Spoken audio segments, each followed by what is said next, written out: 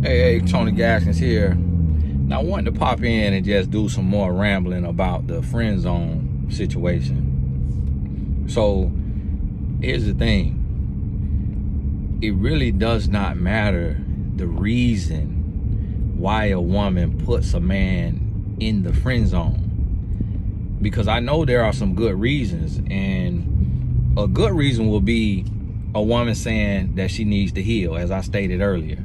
But the thing about that is that doesn't matter to the man. The man doesn't care if a woman needs to heal. That's not the man's concern. Oh, so the man don't care about that. The man doesn't care if the woman isn't ready to love. The man doesn't care. What the man care about is his ego. And so, although that's not fair, a woman has to understand that in order to protect herself. She got to know that, you know what? This right here can go off the wrong way. And what you have to understand on the healing before dealing, which I always say heal before deal, but that doesn't mean 100%, because we never heal 100%. 100% means perfect. That's why you have a scar. That's why you have a keloid. That's why you have a blemish, because it's healed, but that doesn't mean it's perfect. It could be you perfectly flawed. Your flaws could make you perfect. And so you got to understand that the same thing with your healing is you're never going to be 100%. So if somebody likes you in a romantic way, like they want to be with you, you can further your healing, continue healing while you're with that person. And that person treating you right, being nice to you, showing you what love really is, can aid you in your healing. And so you got to understand that. And a lot of times people, take that the wrong way, and we want to feel special. And I have coached so many women who they're like, oh yeah, I just, told him I didn't want to be with him right then. And it's like, the woman will say that, but we started being friends and I really like him, and now I like him, but now he has a girlfriend, or now I like him and now he's not sure. And it's like, snooze, you lose. And so you got to think about this. It's not a whole bunch of men out here now. It ain't no whole just plethora of men just growing on trees. Everywhere you turn, you got to beat men off with a stick, because there's so many of them. So you got to understand that and say, okay, if I want to be married, if I want to be in something, now you need to calm down now, because you're getting out of hand.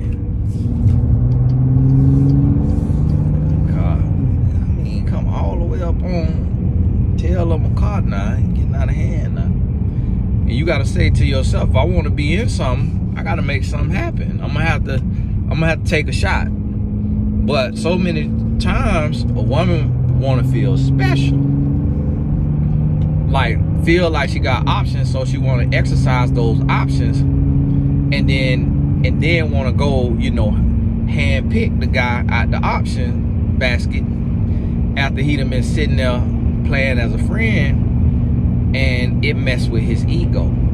It make him feel like a reject.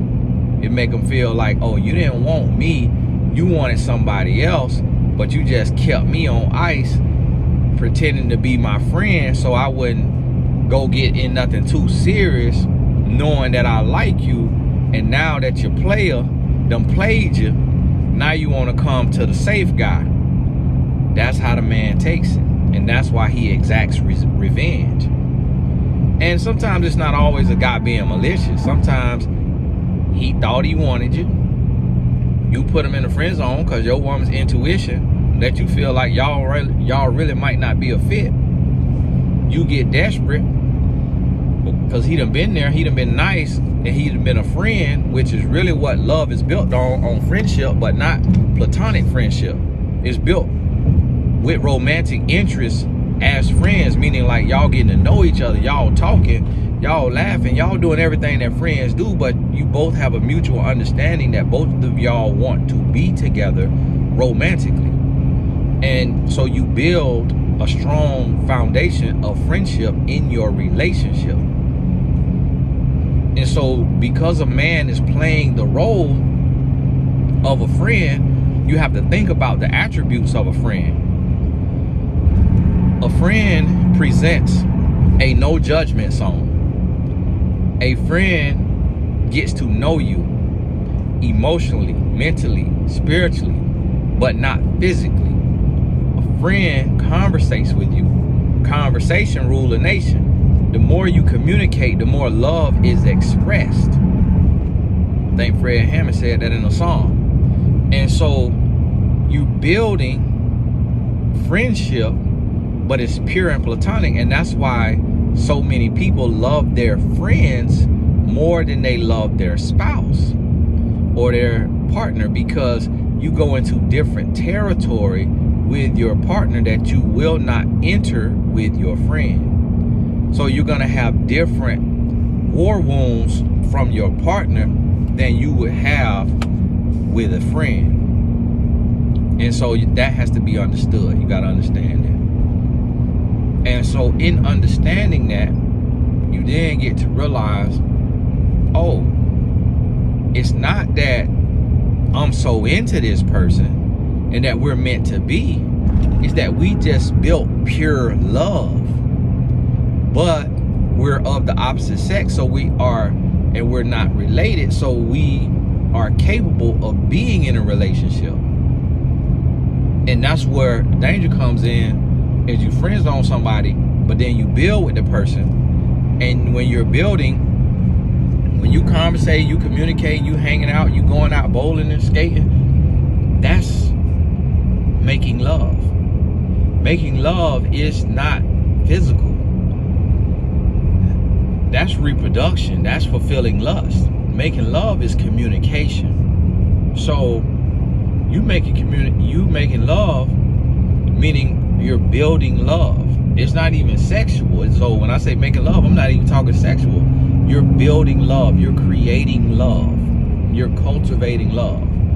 And that's why people are deceived by their friend zone and think that, oh, I should take this person out of the friend zone now and put them into the relationship zone, to the lover zone. That's the mistake. Because you're so stimulated by the conversation and the quality time without having to give your body.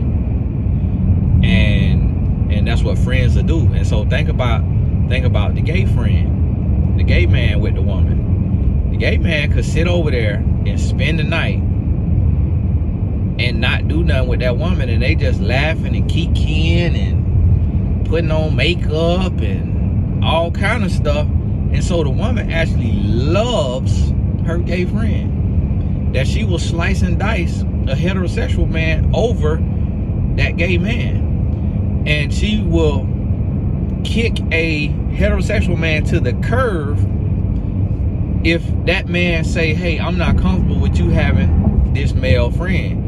And the woman could say, well, he gay, and then the heterosexual man could say, well, I don't know that he truly gay, that could be an act he playing. And then the woman could say, well, bend over and find out. And the man can say, now you playing too much. And this right here getting out of hand. You got to cut him off. Because even though he might like men, he still got masculine energy. And I don't want you that close to no another man. There's a lot of women that they'll tell a man to kick rocks with open-toe sandals to keep their friend who like men. Because that man is a confidant now. That man is a support system. And don't let him know how to do hair. Nah, he more useful than the heterosexual man. And then at the end of the day, even if the man meet him a boyfriend, if the woman never meet her no man, the man who meet him a boyfriend still could get his sperm to his friend so that she can have her baby. So this man do hair. This man paint nails. This man have a good conversation. He don't want to sleep with her. And he could loan her some sperm if she needed. She looking at the heterosexual man like, what I need you for? Insecure behind. You coming over here insecure. I don't need you. So this is what you got to understand. That's how them friendships work, because you making love. You building love. And so that's why so many people take their friend out of the friend zone, because they get deceived. They get lulled to sleep and say, oh, we must be in love. No, y'all friends, but y'all love each other. But that's not a romantic love. That's not intended to be a romantic love. That's a friendship love. Because listen, the stuff I done said to my wife, out of anger, out of frustration, out of stress, her best friend will never say to her, because her best friend not gonna have the same feelings toward her, because her best friend is never going to expect from her what a husband would expect from her or want from her. Her best friend don't want to sleep with her, so she not gonna have any frustration in that area if they not, you know, doing that for a little while. So it's totally different. So that's why friends are a safe house, safe zone. And that's why we end up thinking that we love our friend more than we love our partner. And then they ain't got to be in no funny business. So I want you to understand this dynamic of having a friend and how serious it is, but also how dangerous it could be if you don't keep it in bounds, if you don't understand what you're doing, if you don't understand what's happening. It could sneak up on you, and before you know it, you caught off guard, and then boom, you in a situation where you done brought this person out the friend zone, and now y'all really tied up. Y'all really got stuff going on. So I want you to think about this, you know, really think about this, and really, you know, process this. And when you meet a man who, you know, he heterosexual, he able to be a spouse, and you consider putting him in the friend zone, you gotta make sure you're sure about that. Make sure you all the way sure about that, and that's really what you want to do, because it can bite you in the butt. And unless a man likes men, and men only now, because if a man say he like both, you can't be friends with him either. But if a man only like men, that's the only way a woman could be just friends with a man. And at the end of the day too, you know, it's men that sleep with animals. It's men that do all kind of stuff. Elderly, underage, and these everyday men, these pastors, principals, police officers. So men capable of doing a whole lot, and a man got to be renewed by Christ in order to really have self-control. So what I'm saying that to say that even though a man could be gay, that don't mean he don't get pleasure out of putting that thing in a woman. So that don't mean that if they have a drunken night or a long night of just talking, that this man who like men can't end up tongue kissing this woman and it going all the way. A human is flexible.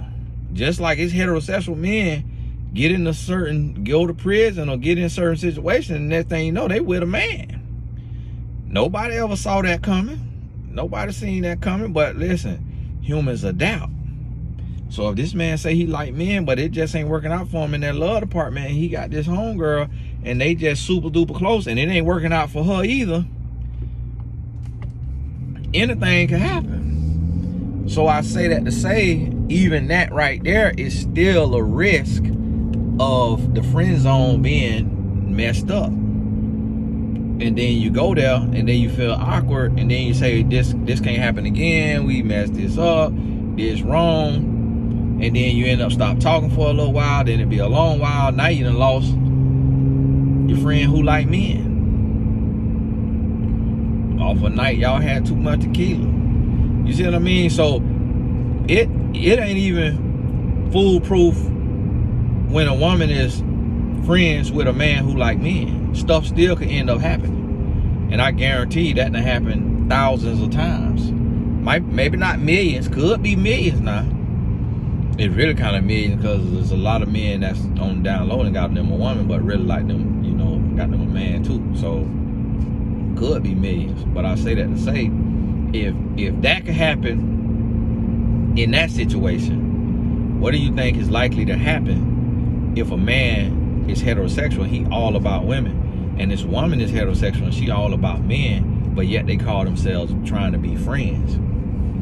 And I remember coaching people like this, and it'll be 6 months later, a year later, after they just